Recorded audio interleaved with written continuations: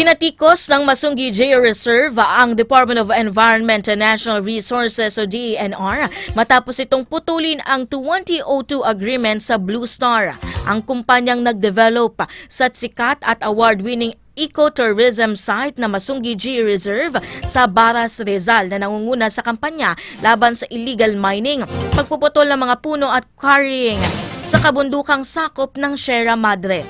Ayon sa pamunuan ng Masunggi, tinawag nilang pag-atake sa bawat Pilipinong nagtatanggol sa likas na yaman ang naging aksyon ng DENR. Sa pahayag, iginiit nilang DENR mismo ang may pagkukulang matapos itong mabigong alisin ng malalaking iligal na okupante sa kagubatan na nagdulot ng pagkaantala ng proyekto. Nagbabala rin ng grupo na mas lalong malalagay sa panganib ang publiko, forest rangers at environmental defenders na nagpoprotekta sa Masunggi. Gayunpaman, hindi pa nakatatanggap ang Masunggi ng opisyal na 15-day notice mula sa DENR, ngunit kumpiyansa silang may mga legal na hakbang para ipagpatuloy ang kanilang advokasya sa pangangalaga ng kalikasan.